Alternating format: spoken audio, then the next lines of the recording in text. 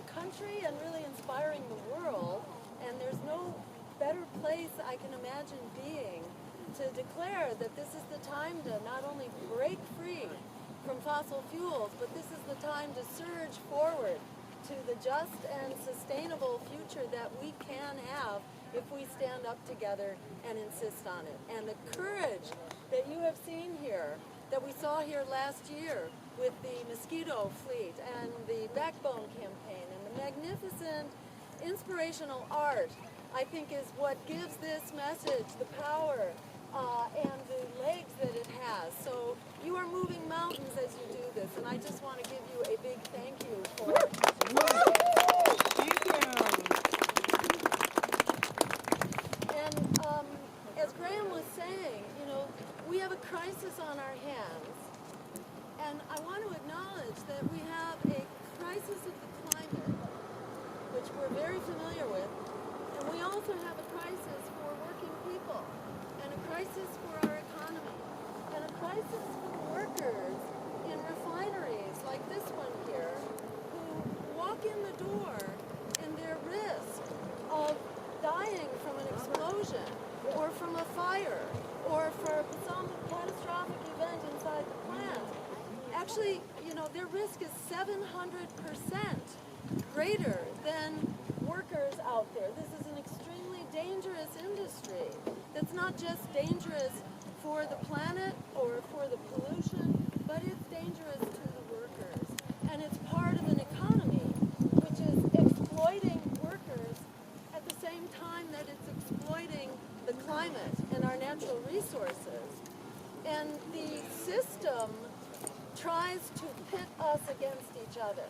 It's a game of divide and conquer that tells workers they have to choose between having a job to keep the roof over their heads or having a climate. And because, you know, the roof over your head is critical. It's right now. The climate might be a year from now. But, you know, the urgent thing on so many people's minds is how do they put food on the table? How do they ensure that they can pay their rent? That's an immediate need. So that game is played of creating divide and conquer. So I just want to really encourage this community for continuing to reach out. And that can be challenging, but it's not insurmountable.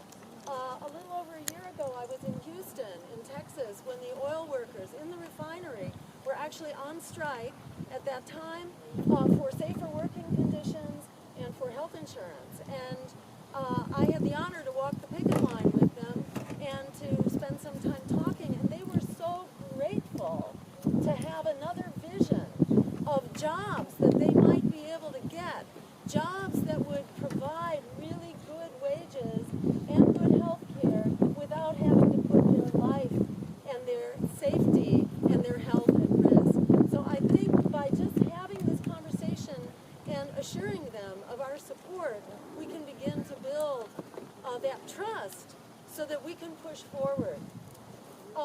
As Graham was alluding to, in my campaign, we are calling for, number one, declaring the state of emergency. As you all know so well, we are seeing the fires surrounding the tar sands, you know, at the heart of the assault on the climate. You know, the world is going up in flames, literally, and we're seeing what really looks like apocalypse now, because that apocalypse is now. It's happening in Canada, it's happening in forests all over the world. Just 2 weeks ago, an official from NOAA, the National Oceanic and Atmospheric Administration, one of their senior scientists, made a statement, a public statement, at of all places, a national conference of the insurance industry. So this was covered by one press outlet, and that is the website for the insurance industry with that name, insuranceindustry.com. And what it said, and what the official from NOAA announced, was that they had just received an "Oh my God" report. And has anybody heard about this? There are very few people who know about this, but you can, you know, this is true. You can go on the internet and find it, and you're going to hear more about about it because they're beginning to roll out the scientific statements from NOAA about this, which will be rolling out over the course of the next year to 2 years. But she was just giving her immediate reaction to this oh my God report, which is that in fact the ice sheets, and this was coming from the West Antarctic ice sheet, it's melting way faster than predicted. And this is what we always hear with each additional report. It's way faster than we ever would have predicted. And what they're saying now is we need to expect by 2050 to 2060, if we continue as we're going, we can see 9 feet of sea level elevation by the middle of the century. And this expands on work that was done by Jim Hansen that was announced just the year before. It didn't put the deadline quite that soon, but you know, it was close to it. So it's really clear this is a state of emergency, and it's also really clear that our government, both parties of our government, they may have a different, they may put different spin on it, but it's essentially, you know, all of the above was basically drill, baby, drill on steroids. And we saw the opening up of the Arctic under the Democratic White House, and as well with both parties in Congress. We've seen the pipelines that Obama bragged for wrapping around the world. We've seen massive expansion of offshore oil. We've seen on every front massive escalation of fossil fuel extraction production. And yes, renewable energy was increased, but it only amounted to a few percent, whereas the lid was totally taken off fossil fuel production. Even while they were signing the, actually they weren't signing, they did that later, but while the Paris Agreement was being hammered out, mind you, that's a voluntary agreement, and even if it were completely fulfilled, it would still take the temperature to 3 or 4 degrees centigrade, not a survivable hit on the climate. And even while they were negotiating that, a voluntary agreement, what was Congress and the White House doing? They were lifting the ban on fossil fuel exports, which massively increases fossil fuel production here in this country. So that tells you how much voluntary compliance we are going to get with this agreement, given that it was being violated even before the ink had dried, even before the agreement was completed. So there's no doubt we are the ones we've been waiting for. We have a climate emergency, and what you see right here are the emergency responders who are going to take us to the real solution that we need. And that solution, you know, not only creates 100% clean renewable energy by 2030, okay? Not far off. 2030, 15 years. We can do that, but it does that by creating lots of jobs. So this is both a jobs program as well as a climate program. And specifically, we call for 20 million good wage jobs, and we call it a Green New Deal. So it's not pie in the sky. It's not hypothetical. We actually did this during the Great Depression.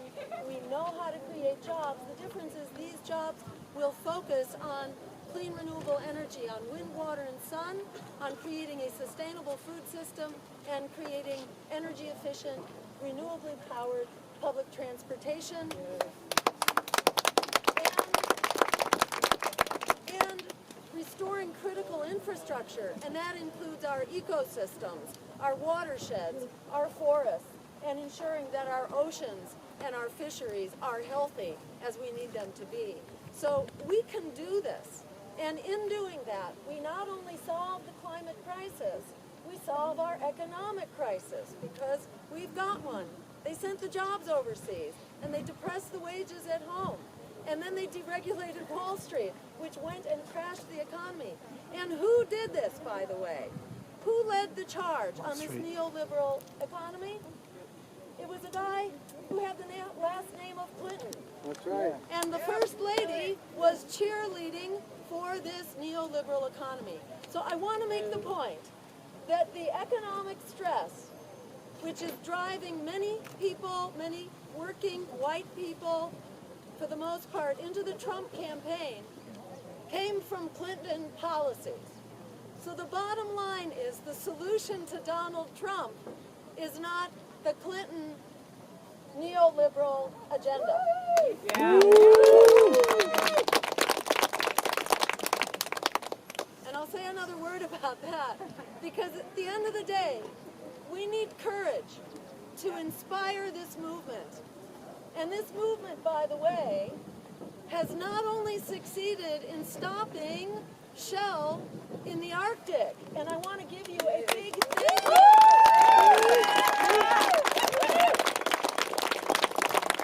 It is the Mosquito Fleet, and it is the Backbone Campaign, ultimately, that we have to thank for creating the power that stopped Shell. This is the Shell movement right here. You are looking at This Is Shell No right here. So thank you, Shell No, for rescuing the Arctic. And this was just an announcement, I think, yesterday or the day before. But this is like breaking news that Shell has actually relinquished its leases, all except for one. It has said goodbye to the Arctic.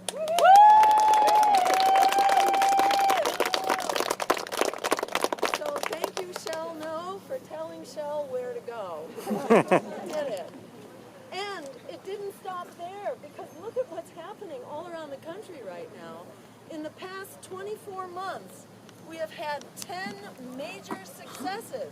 This is absolutely mind-boggling. Where we didn't have any before, we have stopped 10 major fossil fuel projects.